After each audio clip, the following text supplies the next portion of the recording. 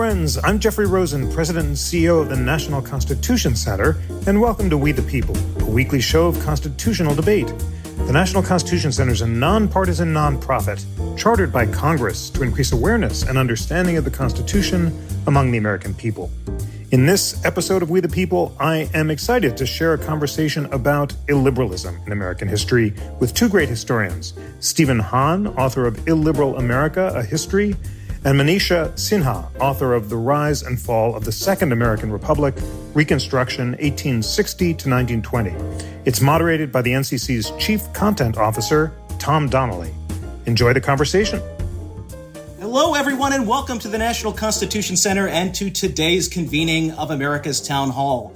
My name is Tom Donnelly, and I am the Chief Content Officer at the National Constitution Center, and I'm so delighted to have you here for what should really be an illuminating conversation about the history of illiberalism in America. But before we get to the conversation itself, first want to introduce our magnificent panelists here. First, we have Stephen Hahn, who is a professor of history at NYU and a Pulitzer Prize-winning historian who studies American political and social movements. His acclaimed works include A Nation Under Our Feet and A Nation Without Borders. His most recent book, which we'll be discussing today, is Illiberal America, A History. And then Manisha Sinha is the Draper Chair in American History at the University of Connecticut and the 2024 president-elect of the Society for Historians of the Early American Republic. She's a leading authority on the history of slavery and abolition in Civil War and Reconstruction, and the Civil War and Reconstruction, and has written numerous books on these topics, including The Slave's Cause, which is, no exaggeration, perhaps the best book that I've ever written on ever read on the history of slavery and abolition. So her most recent book, which we will be discussing today, is The Rise and Fall of the Second American Republic, Reconstruction, 1860 to 1920. So thank you for joining us, Steve Hahn and Manisha Sinha. Thank you. Thank you, Tom. Yeah, so absolutely. So the first question to you, Manisha Sinha, is, you've written a magnificent new book on Reconstruction. And as I said, it's called The Rise and Fall of the Second Republic. And so that's such an interesting frame, referring to the Second Republic there. Can you talk a little bit about your choice of using that frame and also, some of the key themes that we see America trying to put in place as we move into a Second Republic? Yes. So when I was writing this book on Reconstruction, I realized that a lot of historians had talked about this period as the Second American Revolution, the Second Founding, and in fact, even contemporaries use those terms. But I thought it would be interesting to use the term Second American Republic. I was really inspired more by the history of French republicanism, where republics, came and went, and they had many different constitutions. So it's not an exact match, but I think it was an important idea to think about American republicanism as a contested project. We have had so many histories that have actually challenged, older notions of American exceptionalism and the myth of kind of a linear, untroubled progress of American democracy. But what I wanted to show was this contestation, and the way to do that was to use this idea of a Second American Republic, also because we have foundational constitutional change that takes place during this period with the 13th, 14th, and 15th Amendments, and the sort of untried project of trying to establish equal citizenship for people regardless of race or previous condition of servitude. So all those ideas, I thought, were encapsulated in this idea of the Second American Republic, and not to see the American Republic as either all one or the other, which has also become fairly fashionable now, that everything was a racist reaction or that everything was always authoritarian, that the project is tainted from the start. I wanted to show more contestation and present a more nuanced history of American republicanism during Reconstruction.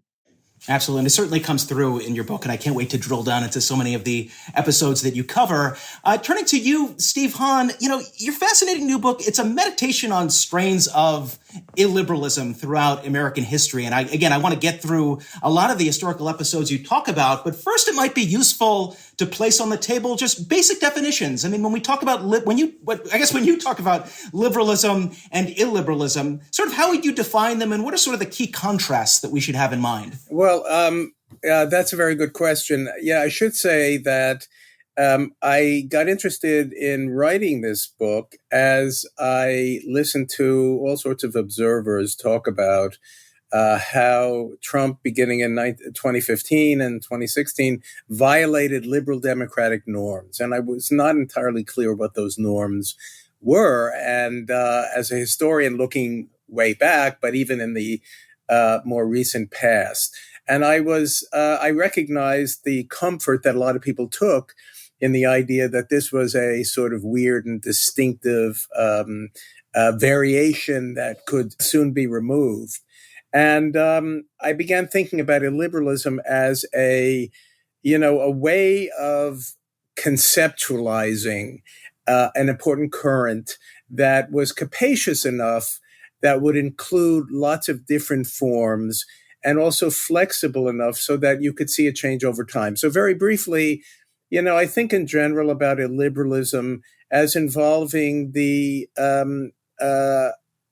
inequality, assigned hierarchies of, say, race or nationalism or gender, the idea of the importance of cultural or religious homogeneity, of limited or particularist rights, of the marking of internal or external enemies, and the use of exclusions or expulsions in order to rid a society of them, the acceptance of political violence as a way to attain or maintain power, and also the will of the community as opposed to the rule of law. I think this is something we see in a lot of different ways. So, I don't. Manisha raises a very good point about the dangers of continuity and seeing, things so deeply laid in the past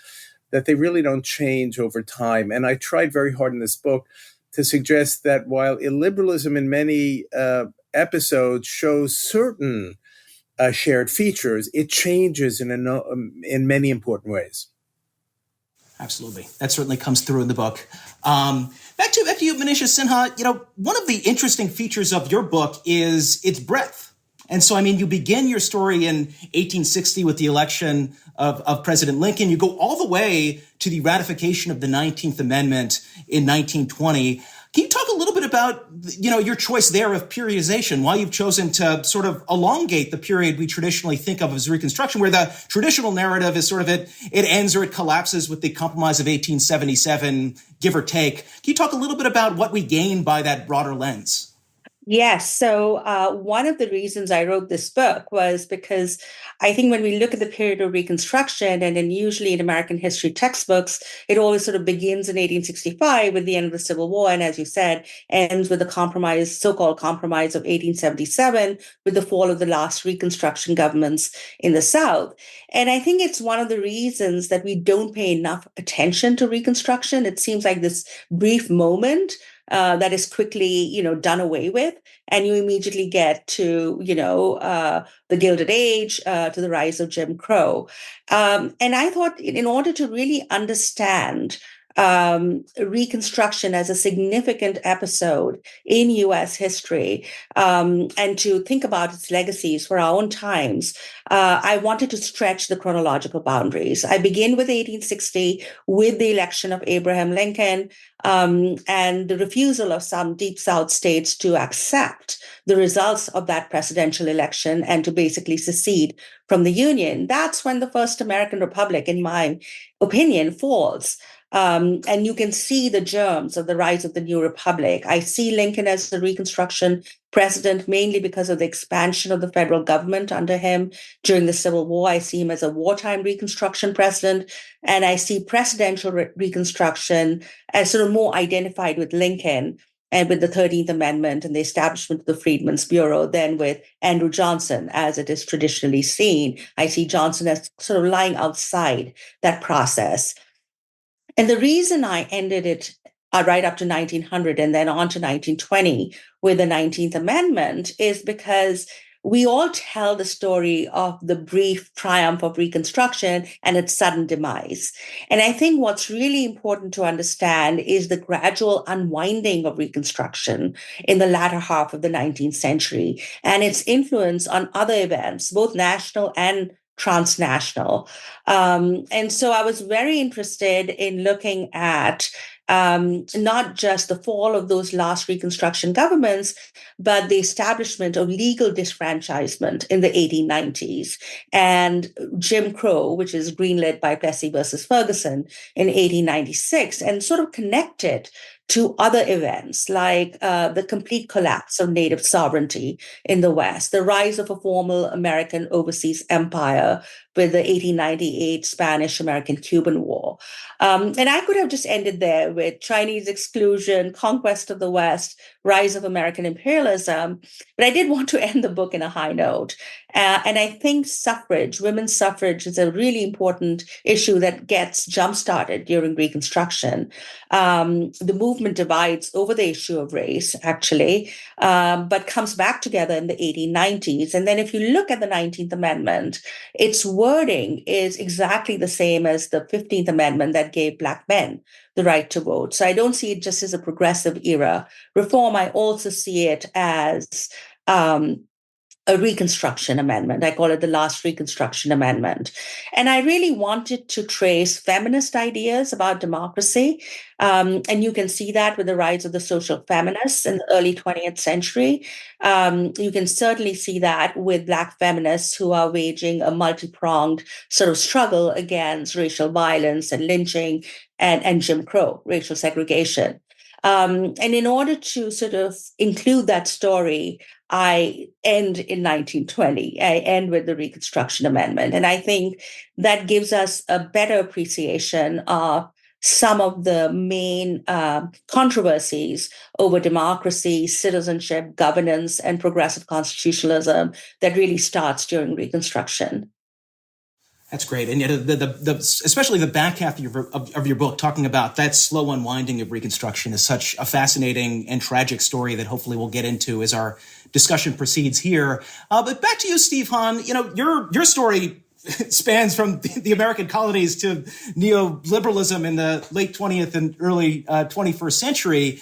And one interesting feature of your book is that, as you acknowledge, your intention in this book is not to paint a dark and damning picture of the United States past and present. So you do have elements of the liberal tradition acknowledging the many achievements of America over time along those dimensions, while also unearthing parts of our past that are illiberal, some of them well-known, some of them less well-known. Can you just talk a little bit about, as you are approaching this book, how do you think about balancing sort of the strands of liberalism and illiberalism in such a way that you can tell a complete story of America? Right. I think that's a very good question. One of the things I was interested in doing was, in effect, decentering liberalism.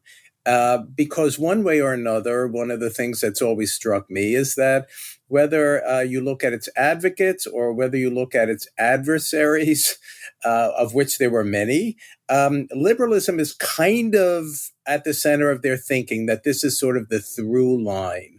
And it seemed to me that one of the things that would be important in appreciating actually the multiplicity of political currents across American history, across the Atlantic and across our own country, was in just seeing liberalism as one of a number. Certainly, Manisha's book reminds us of the really important democratic impulses that emerged unexpectedly during the Civil War era. What I tried to do, I begin the book with a chapter called The Invention of the Liberal Tradition, because one of the points I want to make is that although we like to talk about the liberal tradition as if it is deeply rooted in our past, that in fact historians didn't write about it at all until the post-World War II and Cold War era.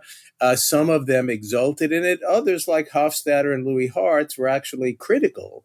But nonetheless, they argued that it was part of a consensus view of American history. And then I go back to the 17th century and, as you say, come up to the near present. And what I wanted to do is not to pick out the darkest periods in U.S. history, or American history even before the United States,